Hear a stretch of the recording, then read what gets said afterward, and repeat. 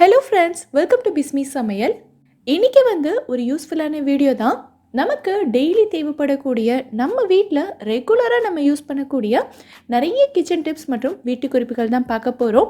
So வீடியோக்குள்ளே போகிறதுக்கு முன்னாடி நம்ம சேனலை நீங்கள் ஃபர்ஸ்ட் டைம் பார்க்குறீங்க அப்படின்னா மறக்காமல் சப்ஸ்கிரைப் பண்ணிக்கோங்க. அது மட்டும் இல்லாமல் நம்ம சேனலில் ஏற்கனவே கிச்சன் டிப்ஸ் மற்றும் வீட்டு குறிப்புகள் பற்றி நிறைய வீடியோஸ் போட்டிருக்கோம். அந்த வீடியோஸையும் நீங்கள் பாருங்கள். இப்போ நம்ம ஃபர்ஸ்ட் டிப் என்னங்கிறத பார்க்கலாம். இப்போல்லாம் பெரும்பாலும் எல்லாருமே வாஷிங் மிஷினில் தான் துணி துவைக்கிறோம் இல்லையா? அப்படி நம்ம துணி துவைக்கும் போது துவைச்சதுக்கு அப்புறமா அந்த துணியை நீங்கள் எடுத்து பார்த்தீங்கன்னா ட்ரெஸ் ஃபுல்லாகவே அங்கங்கே வெள்ளை வெள்ளையாக இருக்கும். என்ன அப்படின்னா, நம்ம யூஸ் பண்ணக்கூடிய சோப் பவுடர் சரியாக கரையாததுனால ட்ரெஸ் ஃபுல்லாகவே அங்கங்கே வெள்ளை வெள்ளையாக திட்டு திட்டாக ஒட்டி ஒட்டி இருக்கும்.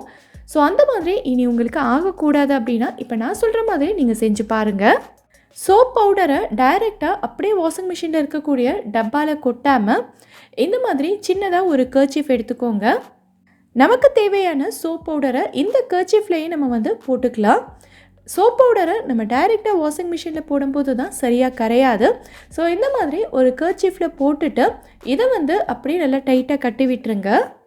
இப்போது இதை நம்ம எடுத்து அப்படியே வாஷிங் மிஷினில் போட்டுடலாம். வாஷிங் மிஷினில் தண்ணி வரும் பார்த்தீங்களா, அந்த இடத்துல நீங்கள் கரெக்டாக போட்டுட்டீங்க அப்படின்னா இது மேலே ஃபுல்லாக தண்ணி பட்டு சோப் பவுடர் எல்லாமே கரைஞ்சி நமக்கு வெளியில் வந்துடும்.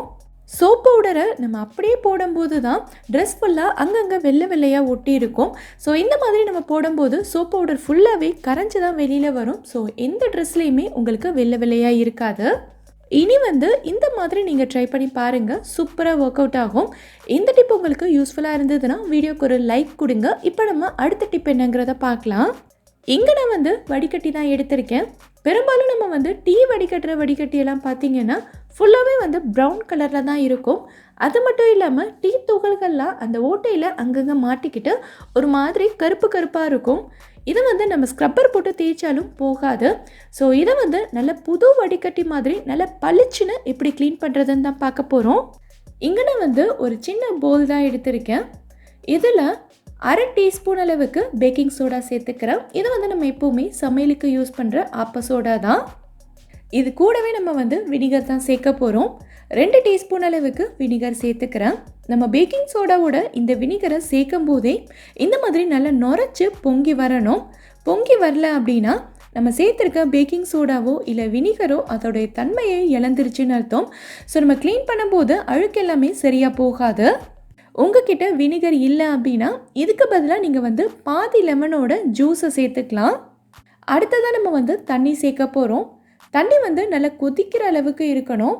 நம்ம வடிகட்டி மூழ்கிற அளவுக்கு தேவையான தண்ணி சேர்த்துக்கோங்க. சேர்த்துட்டு நல்லா கலந்து விட்டுக்கலாம். அடுத்து வடிகட்டியை இதில் போட்டுட்டு இது ஒரு 20 நிமிஷத்துக்கு நல்லா ஊறட்டும். நம்ம சேர்த்துருக்க பேக்கிங் சோடாவும் வினிகரும் பார்த்திங்கன்னா இதில் இருக்கக்கூடிய அழுக்கு எல்லாத்தையுமே நல்லா லூஸ் பண்ணி கொடுத்துரும். அடுத்து நமக்கு தேய்க்கிறதுக்கு ரொம்ப ஈஸியாக இருக்கும். ஸோ நல்லா மூடி வச்சுக்கோங்க. அப்போ தான் சூடு எல்லாமே உள்ளேயே இருக்கும்.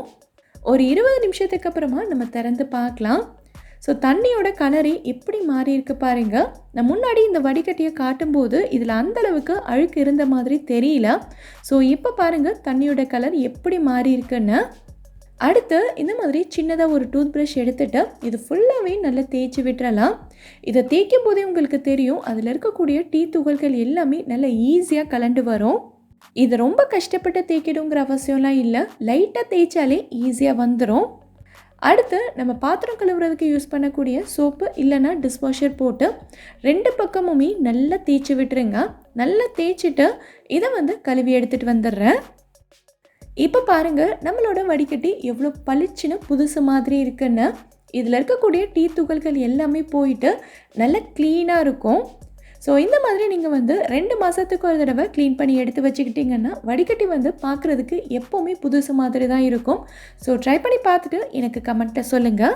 இந்த டிப் உங்களுக்கு யூஸ்ஃபுல்லாக இருந்ததுன்னா நம்ம சேனலை சப்ஸ்கிரைப் பண்ணிக்கோங்க. இப்போ நம்ம அடுத்த டிப் என்னங்கிறத பார்க்கலாம். நம்ம வீட்டில் நம்ம டெய்லி யூஸ் பண்ணக்கூடிய பழங்களோட தோல், காய்கறியோட தோல் எல்லாத்தையும் நம்ம அப்படியே வேஸ்ட்டாக குப்பையில் தூக்கி போடுறாமல் அதை எப்படி யூஸ் பண்ணிக்கிறதுன்னு தான் பார்க்க போகிறோம். இங்கே நான் வாழைப்பழத்தோட தோலும் அவக்காடோட தோலும் தான் எடுத்திருக்கேன். பொதுவாகவே வாழைப்பழத்தோட தோல்லலாம் பார்த்திங்கன்னா நிறைய சத்துக்கள் இருக்குது. அதில் இருக்க ஒன்று மட்டும் இப்போ நான் உங்களுக்கு சொல்கிறேன்.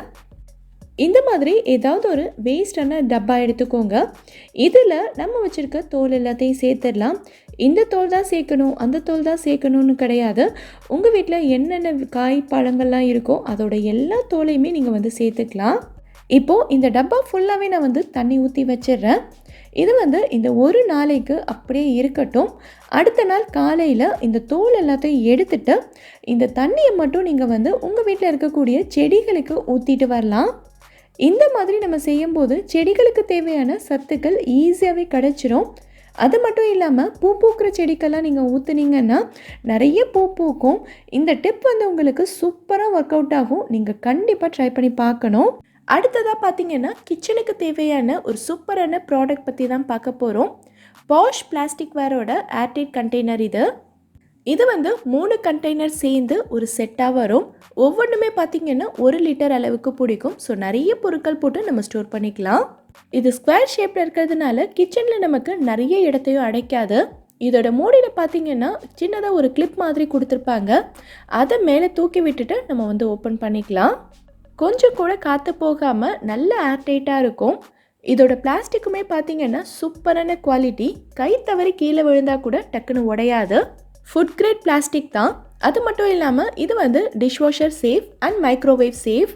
இதோட மூடியை மட்டும் தனியாக கழட்டி வச்சுட்டு நீங்கள் மைக்ரோவேவ்லையும் யூஸ் பண்ணிக்கலாம். அது மட்டும் இல்லாமல் இது வந்து லீக் ப்ரூஃப். இதில் நீங்கள் தண்ணி ஊற்றிட்டு தலைகீழே கவுத்தி பிடிச்சா கூட ஒரு சொட்டு தண்ணி கூட வெளியில் வராது. நீங்கள் வெளியில் எங்கேயாவது ட்ராவல் பண்ணுறீங்க, குழம்பு ஊற்றி எடுத்துகிட்டு போகணும், இல்லை மோரெல்லாம் ஊற்றி எடுத்துகிட்டு போகணுன்னா சூப்பரான கண்டெய்னர்னு சொல்லுவேன். நல்லா ஏர்டைட்டாக இருக்கிறதுனால பருப்பு, கடலை இல்லை மாவு பொருட்கள்லாம் நம்ம போட்டு வச்சுருந்தோன்னா நிறைய நாளைக்கு வண்டு பூச்சியெல்லாம் வராமல் நல்லா ஃப்ரெஷ்ஷாகவே ஸ்டோர் பண்ணிக்கலாம். இது வந்து அமேசான், ஃப்ளிப்கார்ட்லலாம் அவைலபிளாக இருக்குது. ரொம்ப ரீசனபிள் ரேட் தான். டிஸ்கிரிப்ஷன் பாக்ஸில் லிங்க் கொடுத்துருக்கேன். உங்களுக்கு வேணும்னா கிளிக் பண்ணி பாருங்கள். அடுத்ததாக பார்த்தீங்கன்னா ரொம்ப ரொம்ப சிம்பிளாக ஒரு 5 நிமிஷம் வேலை தான். குட்டீஸ் எல்லாருக்குமே ரொம்ப ரொம்ப பிடிச்ச சாக்லேட் கப் கேக் தான் செய்ய போகிறோம். இந்த கேக் பார்த்திங்கன்னா நல்ல சாஃப்டாக அவ்வளோ மாய்ஸ்டாக இருக்கும். எப்படி செய்கிறதுன்னு பார்க்கலாம்.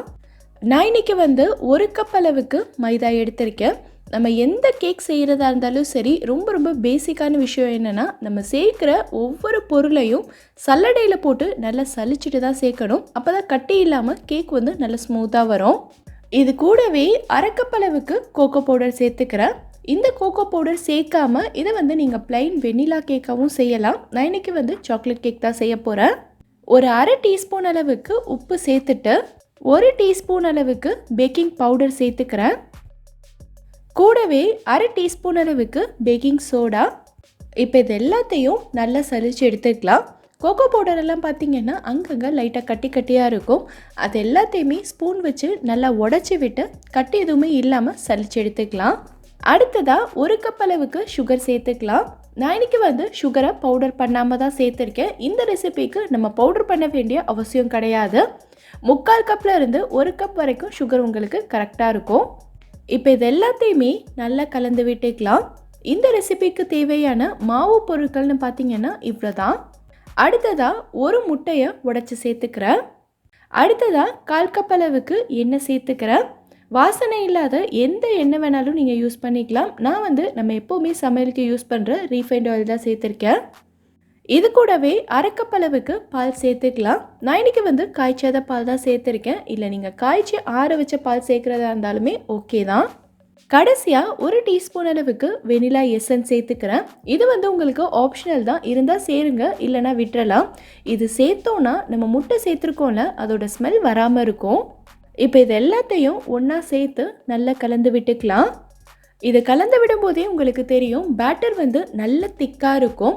ஸோ இந்த டைமில் நம்ம என்ன பண்ணணும்னா 1/2 கப் அளவுக்கு சுடு தண்ணி தான் சேர்க்க போகிறோம். தண்ணி வந்து வெது வெதுப்பாக இல்லாமல் அதை விட கொஞ்சம் சூடாகவே இருக்கணும். இதை பார்க்கும்போதே உங்களுக்கு தெரியும், நான் தண்ணி ஊற்றும் போது அதிலேருந்து புகை வரும். ஸோ அந்தளவுக்கு சூடாக இருந்தால் தான் கேக் வந்து நல்ல மாய்ஸ்டாக வரும். இப்போ இது எல்லாத்தையும் சேர்த்து நல்லா கலந்து விட்டுக்கலாம். ஸோ கட்டி எதுவுமே இல்லாமல் பேட்டர் வந்து நல்ல ஸ்மூத்தாக இருக்கிற மாதிரி கலந்து எடுத்துக்கோங்க. அவ்வளோதான், நம்மளோட கேக் பேட்டர் சூப்பராக ரெடி ஆயிடுச்சு. இதை வந்து நம்ம மோல்டில் ஊற்றிடலாம். இந்த மோல்டில் போடுறதுக்கு என்கிட்ட கப் கேக் லைனர் இல்லை. ஸோ நான் இன்றைக்கி வந்து ஆடி எக்கோபேக்கோட குக்கிங் அண்ட் பேக்கிங் பேப்பர் தான் யூஸ் பண்ண போகிறேன். இதை எப்படி கப் கேக்குக்கு யூஸ் பண்ணுறதுன்னு யோசிக்க வேண்டாம், ரொம்ப ஈஸி தான். இந்த பேக்கிங் பேப்பரை ஃபர்ஸ்ட் நம்ம வந்து குட்டி குட்டியாக கட் பண்ணி எடுத்துக்கலாம். ஒரே ஒரு பேக்கிங் பேப்பரை இது மேலே வச்சுட்டு நம்ம வீட்டில் தண்ணி குடிக்கிறதுக்கெல்லாம் யூஸ் பண்ணுவோம்ல, அந்த டம்ளர் எடுத்து இது உள்ள அப்படியே வச்சிடலாம். டம்ளரை லைட்டாக அழுத்துறீங்க அப்படின்னா அந்த மோல்டோட சைஸ்க்கு ஏற்ற மாதிரி பேக்கிங் பேப்பர் வந்து நல்லா அட்ஜஸ்ட் ஆயிரும். அடுத்து இதை வெளியில் எடுத்துட்டு மடங்கி இருக்க இடத்துல மட்டும் இன்னும் நல்லா அழுத்தி விட்டுறலாம். அவ்வளோதான், கப் கேக் லைனர் வந்து நமக்கு ரெடி ஆயிருச்சு. ஈவனாக வேணும் அப்படின்னா ஒரு சிசர் வச்சு இதோட ஓரத்துலலாம் லைட்டாக கட் பண்ணி எடுத்துக்கோங்க. இதே மாதிரி நான் எல்லாத்தையுமே ரெடி பண்ணிக்கிட்டேன். இப்போ இதில் வந்து நம்ம ரெடி பண்ணி வச்சுருக்க கேக் பேட்டரை ஊற்றிக்கலாம். இது ஃபுல்லாக ஊற்றக்கூடாது, ஒரு 3/4 அளவுக்கு மட்டும் ஊற்றிக்கிட்டால் போதும். கேக் வந்து பேக் ஆகி வரும்போது நமக்கு ஃபுல்லாக வரும். இப்போது இதை வந்து 170 டிகிரி செல்சியஸில் ஒரு 18லேருந்து 20 நிமிஷத்துக்கு பேக் பண்ணி எடுத்துக்கலாம். உங்ககிட்ட அவன் இல்லை அப்படின்னா ஒரு கடாயில் அடியில் வந்து தூள் உப்பு போட்டு ஃபுல்லாக பரப்பி விட்டுக்கோங்க. அதுக்கு மேலே ஒரு ஸ்டாண்ட் வச்சுட்டு இந்த கேக் மோல்டை அது மேலே வச்சு நீங்கள் வந்து பேக் பண்ணிக்கலாம். நம்ம சேனல்லையே அவன் இல்லாமல் எப்படி கேக் செய்கிறதுங்கிற வீடியோ நான் ஏற்கனவே போட்டிருக்கேன். ஸோ உங்களுக்கு வேணும்னா நீங்கள் செக் பண்ணி பாருங்கள். ஸோ இந்த கேக் பார்த்தீங்கன்னா சூப்பர் சாஃப்டாக நல்ல மாய்ஸ்டாக வரும். குட்டீஸ் எல்லாருக்குமே ரொம்ப ரொம்ப பிடிக்கும். ஸோ கண்டிப்பாக ட்ரை பண்ணி பாருங்கள்.